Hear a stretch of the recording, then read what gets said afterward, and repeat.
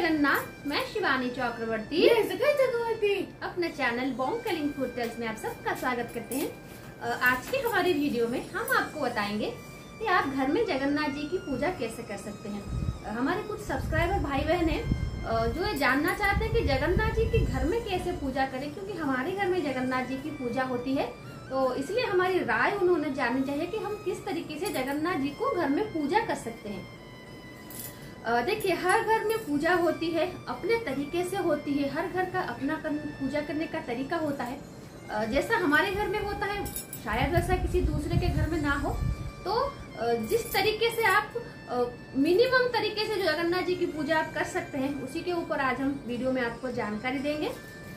तो सबसे पहले जानना चाहा है कि क्या जगन्नाथ मंदिर के जो परंपरा है उसको फॉलो करके क्या जगन्नाथ जी की पूजा कर सकते हैं घर में। देखिए, जगन्नाथ जी की जो मंदिर में जो पूजा जगन्नाथ जी की होती है वो दो पद्धति से होती है। एक होता है वैष्णव और एक होता है तांत्रिक। तो आप उस तरीके का पूजा घर में करने की ना सोचें, क्योंकि हर किसी के घर में तांत्रिक पद्धति से पूजा नहीं होता। जगन्नाथ मंदिर को वहाँ पर जगन्नाथ जी को वैष्णव विष्णु के रूप में पूजा की जाती है और माँ काली के रूप में पूजा की जाती है, तो वो अलग है। आप उस तरीके को फॉलो करने की कोशिश ना करें। घर में जिस तरीके से आप भगवान की दूसरे भगवान की पूजा करते हैं उसी तरीके से कीजिए। और अगर आप नए जगन्नाथ जी को स्थापित करना चाहते हैं तो स्थापित करने के बाद नित्य पूजा किस तरीके से करें उसी के ऊपर हम आपको जानकारी देंगे आज। तो जैसा मैंने कहा कि हमारे कुछ सब्सक्राइबर भाई बहन ने जानना चाहता है इस बारे में, तो इसलिए हम आज ये वीडियो बना रहे हैं। जगन्नाथ जी मंदिर में जो मूर्ति स्थापित हुई है वो ब्रह्म संस्थापित मूर्ति है, तो उनकी पूजा विधि थोड़ी अलग होती है। उनकी स्नान, उनका भोजन, उनका श्रृंगार कुछ बहुत सारा अलग होता है दूसरे मंदिरों से, दूसरे देवताओं से। तो आप उनमें से कुछ चीज अडॉप्ट कर सकते हैं, जैसे श्रृंगार, वस्त्र, स्नान भी कर सकते हैं। क्योंकि हम जब घर में पूजा करते हैं, हर घर में पंचोपचार से पूजा होती है, कहीं कहीं पर षोडशोपचार में पूजा होती है, कहीं कहीं दसोपचार से पूजा होती है। तो आप मिनिमम पंचोपचार में पूजा करने की कोशिश करें और साल में एक बार षोडशोपचार में पूजा करने की कोशिश करें। अगर आपने जगन्नाथ जी को घर में संस्थापित किया हुआ है, जगन्नाथ जी, बलभद्र जी और देवी सुभद्रा तीनों मूर्तियां हैं, तो वैसे तो आपको नामकरण करने की जरूरत नहीं होगी।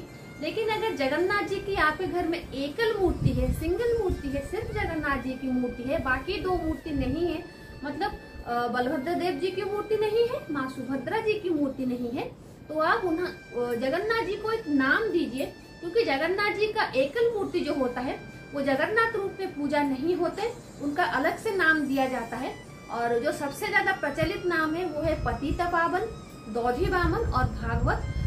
इन तीनों नामों से आप कोई भी नाम दे सकते हैं, या फिर अपना कोई नाम जो भगवान नारायण से रिलेटेड हो वो नाम भी आप रख सकते हैं। क्योंकि जहाँ पर भी जगन्नाथ जी की पूजा होती है, मंदिरों में भी जगन्नाथ जी सिर्फ एकल मूर्ति में पूजा होती है, वहाँ पर भी उनका अलग नाम रखा जाता है, जो नाम मैंने आपको सुझाए हैं। तो सबसे पहले अगर आपने घर में जगन्नाथ जी को संस्थापित किया हुआ है या फिर करने की सोच रहे हैं, तो अगर संस्थापित किया हुआ है तो कोई बात नहीं है। लेकिन अगर संस्थापित करने की सोच रहे हैं तो जिस दिन संस्थापित किया जाएगा उस दिन तो आपको पंडित जी आकर उसको कर देंगे। लेकिन बाद में जो आपकी पूजा होगी वो नित्य पूजा में 4 चीजें होती हैं। एक होता है स्नान, दूसरा होता है श्रृंगार, तीसरा होता है वस्त्र, चौथा होता है भोजन।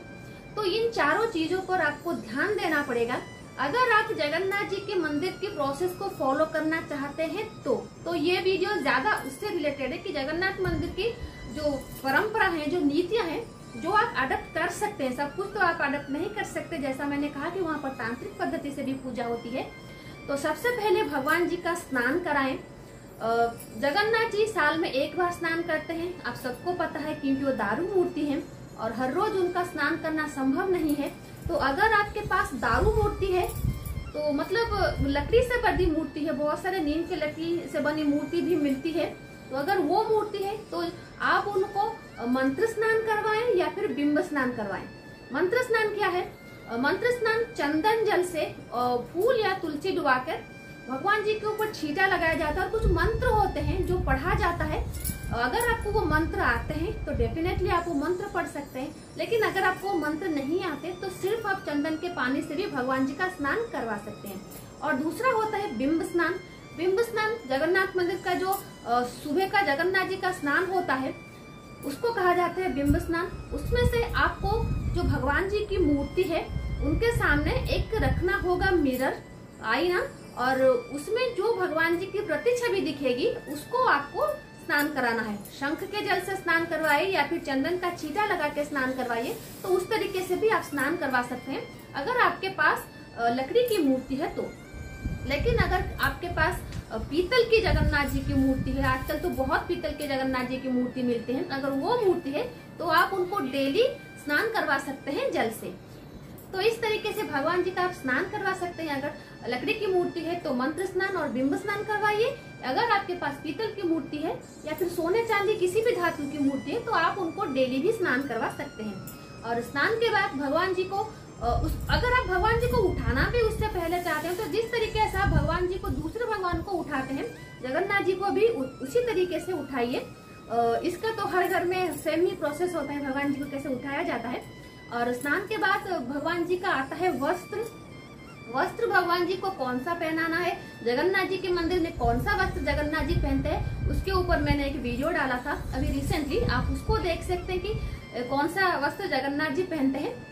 लेकिन भगवान जी को वस्त्र पहनाने का नियम मंदिर में अलग होता है, घर में अलग होता है, क्योंकि जगन्नाथ जी हर रोज मंदिर में नए वस्त्र पहनते हैं और ये नियम घर में भी लागू है। बहुत सारे लोग ऐसा करते हैं जो भगवान जी को वस्त्र पहनाते हैं, हर रोज निकालते हैं, उसको धो देते हैं, उसको सुखा देते हैं और पहले से धोया हुआ कोई वस्त्र भगवान जी को पहना देते हैं। ऐसा कदापि ना करें, क्योंकि भगवान जी कभी भी धुले हुए वस्त्र नहीं पहनते। अगर आप भगवान जी को साल में एक ही बार वस्त्र पहनाना चाहते हैं तो वो नया होना चाहिए। वो एक ही वस्त्र में वो 365 दिन निकल जाएगा। इस साल में 2 बार दीजिए, महीने में 1 बार दीजिए। ये जरूरी नहीं कि हर रोज आपको भगवान जी को नया वस्त्र पहनाना है, लेकिन भगवान जी को धुले हुए वस्त्र बिल्कुल भी ना पहनाए। अगर भगवान जी को स्नान करवाते वक्त वो वस्त्र आपको निकालना है तो स्नान करने से पहले वो वस्त्र निकाल के आप कहीं पर रख दीजिए। सबसे ज्यादा उत्तम होगा अगर चंदन पेड़ी, मतलब जिसके ऊपर चंदन घिसते हैं, वो जो पेड़ी होता है उसके ऊपर आप वस्त्र को निकाल के रख दे। उसके बाद जब भगवान जी का स्नान हो जाए उनको पोंछ दीजिए, उसके बाद वही वस्त्र वापस से उन्हें पहना दीजिए। यह शास्त्र सम्मत है। लेकिन कोई भी धुला हुआ वस्त्र कभी भी भगवान को अर्पण ना करें। जैसा मैंने कहा, एक ही वस्त्र में पूरा साल निकल सकता है, लेकिन वो नया होना चाहिए। बहुत सारे लोग सालू देते हैं, मतलब वो जो कपड़ा होता है व्हाइट और रेड कलर का, वो भी दें, लेकिन वो नया दें। और अगर जगन्नाथ मंदिर के हिसाब से आप वस्त्र देना चाहते हैं तो वो वीडियो में है किस दिन भगवान जी कौन सा रंग पहनते हैं। जैसा कि रविवार को भगवान जी लाल पहनते हैं, सोमवार को सफेद पहनते हैं, उसमें ब्लैक कलर के स्पॉट्स होते हैं, और मंगलवार को पहनते हैं मल्टी कलर ड्रेस, बुधवार को पहनते हैं ग्रीन, गुरुवार को पहनते हैं पीला, शुक्रवार को पहनते हैं सफेद और शनिवार को पहनते हैं काला। तो इस तरीके से जगन्नाथ जी का वस्त्र होता है। आप चाहें तो इसी तरीके से वस्त्र खरीद लें और हर रोज भगवान जी को उतार के उसको पहनाएं।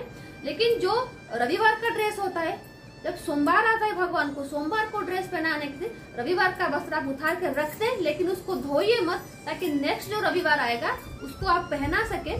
इस तरीके से आप वस्त्र पहना सकते हैं। लेकिन एक बार अगर आपने वस्त्र को धो दिया तो वो देव के पहनने के लायक नहीं होता। देव को देवत्व होता है और इन सारे चीजों से देवों का देवत्व खंडित होता है। मतलब पुराने वस्त्र पहनते हैं तो उनका देवत्व खंडित होता है। तो बिल्कुल भी उस तरीके से वस्त्र मत दीजिए। और तीसरे में आता है भगवान जी का श्रृंगार। आप सबको पता है जगन्नाथ जी को श्रृंगार करना कितना पसंद है, खासकर फूलों का। तो जब भी भगवान जी को आप श्रृंगार में सुसज्जित करें तो एक स्पेशल चंदन होता है जगन्नाथ जी का, उसको कहा जाता है मोड़ो चंदन। वो चंदन तो शायद आपको नहीं मिलेगा, लेकिन घर में आप चंदन के साथ कपूर, केसर और जो अगरू होता है उसका प्रलेप बना के भगवान जी को उनका श्रृंगार करवाइए। अगर वो भी नहीं हो सकता है तो कपूर और चंदन की जो पेस्ट होता है उसको जरूर दें, क्योंकि जगन्नाथ जी का जो चंदन होता है उसमें कपूर ज्यादा मिश्रित होता है। तो कपूर का उपयोग जगन्नाथ की पूजा में बहुत ज्यादा करें। चंदन में कपूर दें जो श्रृंगार के वक्त होता है, और आरती में भी कपूर का इस्तेमाल करें।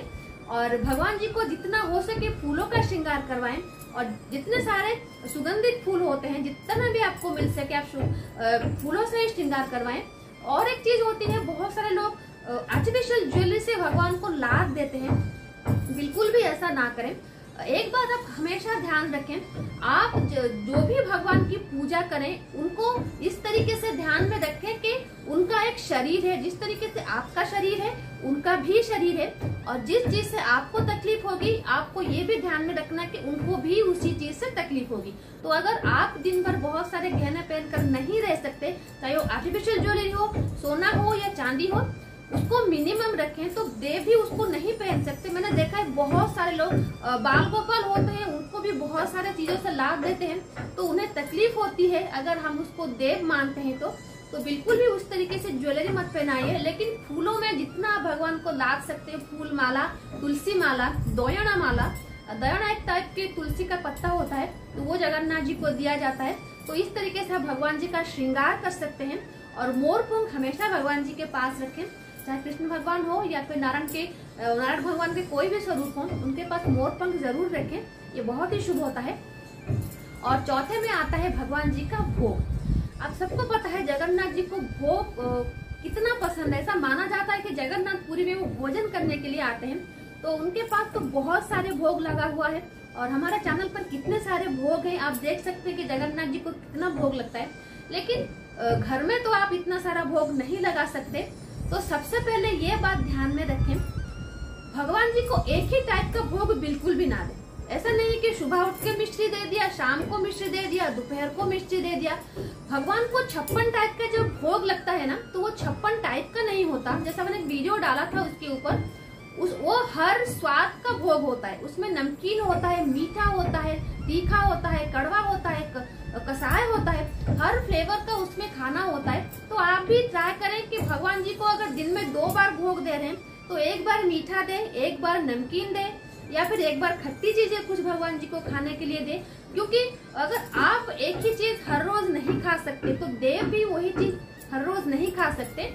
और अगर घर में आप पका के देंगे तो बहुत ही अच्छी बात है, क्योंकि वो आप अपने मन से भगवान को पका के खाना देते हैं, तो भगवान बहुत ज्यादा खुश होते हैं इससे।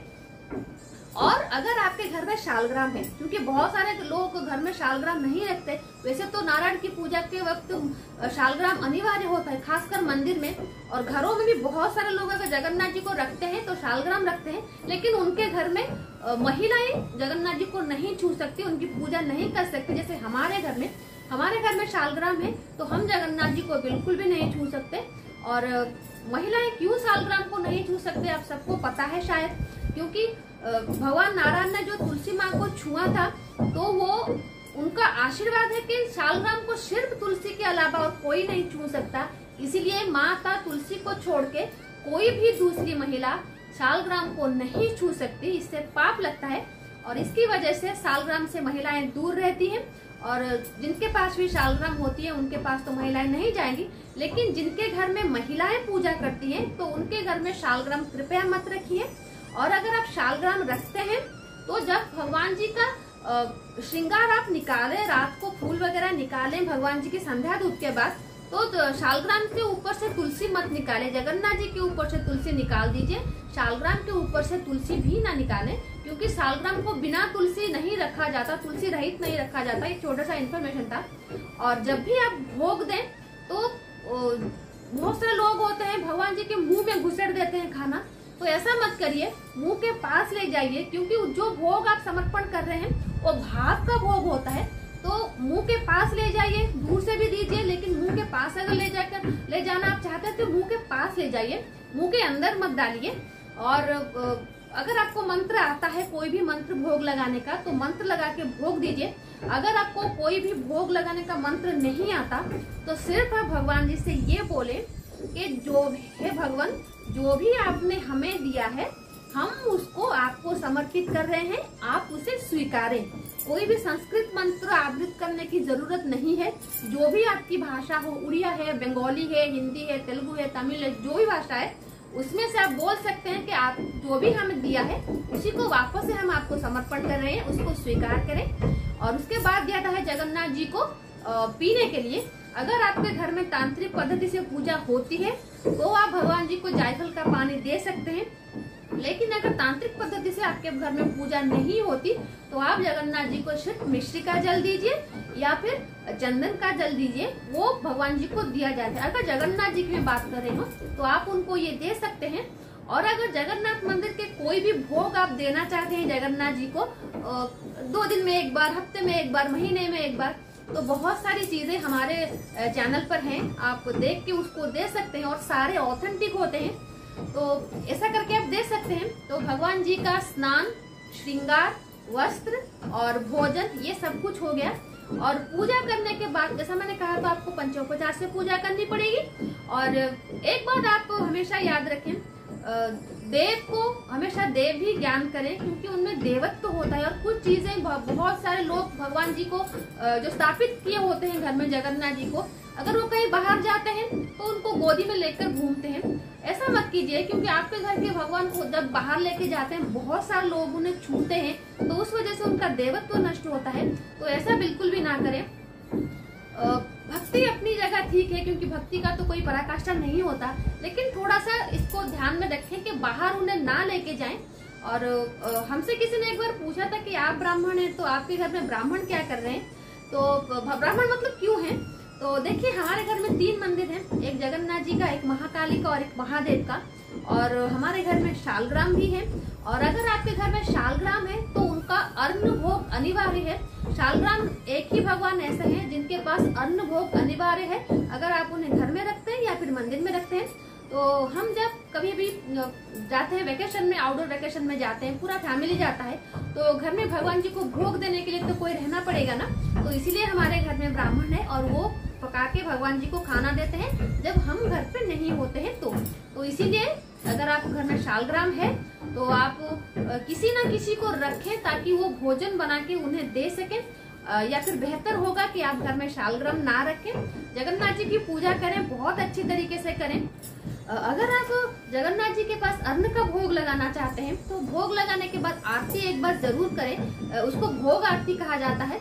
और अगर आप अन्न भोग नहीं भी लगाते हैं तो सुबह का भोग हो या फिर शाम का भोग हो, एक बार उसमें आरती जरूर करें, बाती की करें या फिर कपूर की करें। जैसे मैंने कहा जगन्नाथ जी को कपूर बहुत पसंद है, तो आप कर सकते हैं। और पूजा के बाद देव के पास क्षमा जरूर मांगे, क्योंकि हमेशा हमारी पूजा परफेक्ट नहीं होती, उसमें कोई ना कोई त्रुटि रह जाती है। ताकि उसका दोष हमें ना लगे, हमें भगवान जी से क्षमा प्रार्थना करनी चाहिए कि हमें हमारे दोष के लिए हमें क्षमा कर दे। इसके लिए भी एक मंत्र है, लेकिन अगर आप मंत्र पढ़ सकते हैं तो बहुत अच्छी बात है। लेकिन अगर मंत्र नहीं पता आपको तो आप बिना मंत्र के ही भगवान जी के पास वैसे भी क्षमा मांग सकते हैं। और पुरुष नारी हर कोई पूजा कर सकता है। और बहुत सारी चीजें हमारे शास्त्रों में लिखी हुई हैं, उसको अभी इसी जमाने में मानना बहुत मुश्किल होता है। पूजा करने के लिए कुछ वस्त्र पहनने के नियम होते हैं, उसके ऊपर मैं कभी और वीडियो डालूंगी। अगर आपको लगे कि आप उसको वीडियो आपको लाना चाहिए तो मैं जरूर उसके ऊपर वीडियो लाऊंगी कि पूजा का वस्त्र कैसा होता है, मतलब जो पूजा करते हैं उनका वस्त्र कैसा होता है। क्योंकि जगन्नाथ मंदिर में वस्त्र पहनने का नियम है, बहुत सारे घर में वस्त्र पहनने का नियम है। तो अगर आपको वो वीडियो चाहिए तो मैं जरूर डालूंगी वो वीडियो। और जब भी आप पूजा करें तो जो भी सामग्री आप पूजा में यूज करते हैं उनको संस्कारित जरूर करें, चंदन के पानी से, गंगा जल से उसका संस्कार जरूर करें। मंत्र आए कोई ऐसा जरूरी नहीं है, बिना मंत्र के तो हर घर में पूजा होती है, मंत्रों के साथ बहुत कम घर में पूजा होती है। मंत्र कोई मैटर नहीं करता, भक्ति मैटर करती है। तो आपकी भक्ति ही आपके पास भगवान को ले आएगी। और आप हमेशा इस चीज को महसूस करें कि भगवान जी आपके पास हैं, वो आपको सुन रहे हैं, जो भी आप उनको कह रहे हैं वो आपकी बातें सुन रहे हैं। तो इसी बात को ध्यान में रखकर या भगवान जी की पूजा करें, उनके ऊपर गुस्सा करें, जो भी करें ध्यान में रखें कि वो आपको सुन रहे हैं। तो ये थी छोटी सी जानकारी जगन्नाथ जी के ऊपर कि उनकी पूजा आप घर में कैसे करें। आई होप ये वीडियो आपको अच्छा लगा होगा। और हमारी रथ यात्रा की सीरीज बहुत जल्दी आ रही है और ये वीडियो मुझे उससे पहले डालना था। तो आज के लिए इतना ही, रहते हैं। जय जगन्नाथ, जय माँ काली।